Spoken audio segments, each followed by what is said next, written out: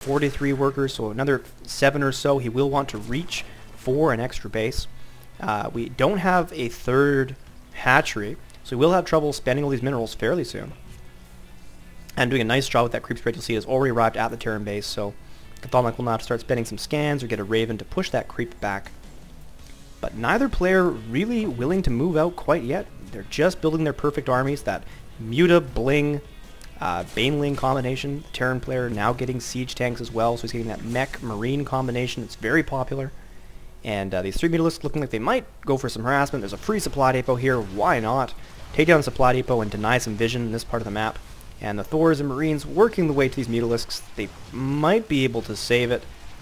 It is going to burn, but the Mutalisks not wasting any time. They do pull out, and these SCVs can save this supply depot. What an exciting exchange that was. 3 Marines fend off 3 Mutalisks. Neither player willing to do anything. We are getting some spine crawlers up in defense, however, and slowly taking down that destructible rocks for that third base. So Dimaga is grabbing his third base a little bit late, but he has been very cautious, not wanting to neglect his army because Terran attacks can come at just any time, and you really have to be ready as Zerg constantly for any time of mech attack. It could be 2 Thors with Hellions, it could be a big ball of Marines, Marauders with Thors. You really don't know. So here comes another scout. We got 5 Hellions just checking out what's on the creep. I don't think he's going to try and press in. That would be suicide with the spine crawlers, especially with this goop around. Really no way the Hellions are going to be undetected, and these Mutalisks don't quite catch the Hellions. Now 54 drones, definitely time for that third base to come up. We do have a Overseer sneaking in, gooping up 2 of the a factory and a barracks. So very, very nice, slowing down that siege tank production, slowing down the Marauders. This is less important, but getting that factory gooped up, always very helpful. Plus he gets a scout. The Hellions making sure those towers aren't being controlled by Zerglings may as well do something while CauthonLuck is teching up his massive army. And again, neither player really wants to be aggressive. Neither player wants to take any risks. They just want to macro up because they don't want to get eliminated. And this tends to work in the Terran player's favor, especially on a small map like this. The 2-base Terran mech army is just so robust and really hard for Zerg to deal with. One thing I do want to point out, however, is that this engineering bay and this armory are dormant. And that's one thing CauthonLuck is neglecting. He has the money to do it. He's not spending it. And I think this could potentially hurt him. Meanwhile, I saw that we definitely got some Spire upgrades. I don't think there's an evolution chamber. We do have that extra hatchery. The queen can inject both. I guess 2 queens. So he's right on top of his injecting. No mistakes there. And the Hellions getting ready to push out. They won't be able to do much with these spine crawlers and lings here. However, they are pre-ignited, so they're doing tons of damage. But ultimately, they are going to have a hard time getting many more kills. They really want these drones. The lings able to absorb the hits. And unfortunately, all the Hellions going down. A net loss there for CauthonLuck. Dimaga definitely parrying everything the Terran player throws at him. But as is typical, the Zerg player just doesn't have any tools to assault this Terran position. Any assault here would be suicidal. This turret here, purely here to deal with Mutalisks trying to snipe this, but more importantly, this turret will prevent any sort of roach burrow. And it looks like CauthonLuck getting ready to push out, probably going to try and scan, push back this creep. He does have a nice force with the siege tanks, Marines, Marauders, Hellions, and those Thors. So the Zerg player going to have a hard time fending this off. He can only do it with numbers, doesn't have nice counters. And CauthonLuck grabbing that third base. Dimaga, however, already working on his 4th, throwing up tons of spine crawlers, using those excess minerals beautifully. Army-wise, Zerg player about 20 supply ahead, but almost all of that is in the harvesters. Now 67 harvesters, so Dimaga definitely doesn't need to build many more drones, just wants to start transferring workers from the old bases to the new ones. And looks like we are finally pushing out. There's the Raven, so there's no need for scans. Going to be able to clear out this creep in mere seconds. May have taken a long time to put this creep out, but it's going to go away just in mere moments.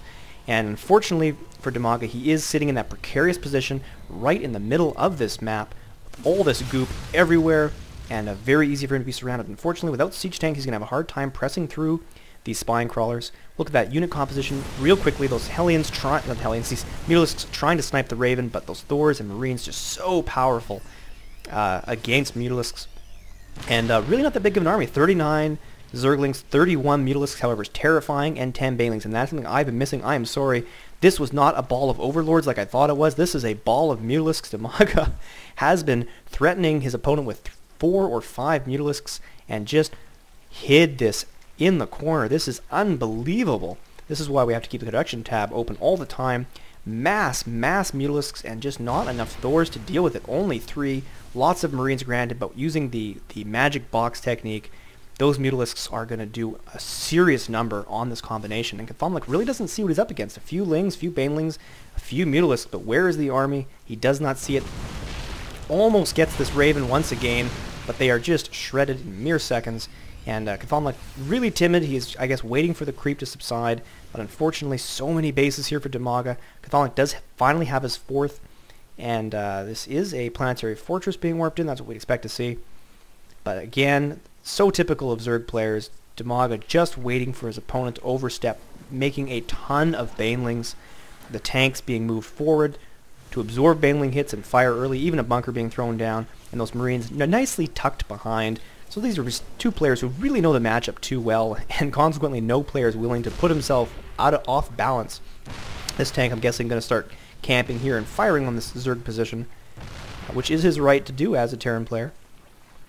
And still Dimaga remains motionless, unwilling to press out with these Banelings, not even moving this ridiculous mass of Mutalisks. Now 36 Mutalisks, 32 Banelings, 35 Zerglings.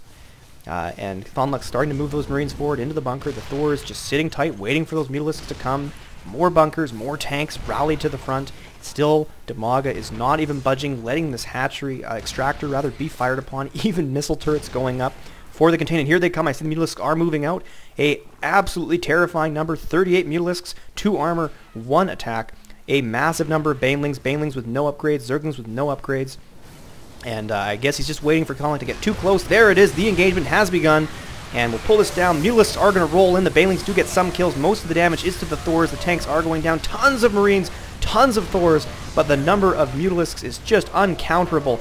So many. And without that AoE, there is nothing the Terran player can do. A few Hellions just can't touch this. And this number of Mutalisks can now just roll right through the Terran base. Take out those, I guess the armory is what he wants. And that will stop Thor production immediately. So we'll see, where do the Mutalisks go first? They do find a few Marines. We have Thors on the way, but they're so far from being produced. That is a, what is that, a 60-second build time, and by then, this base is going to be completely totaled.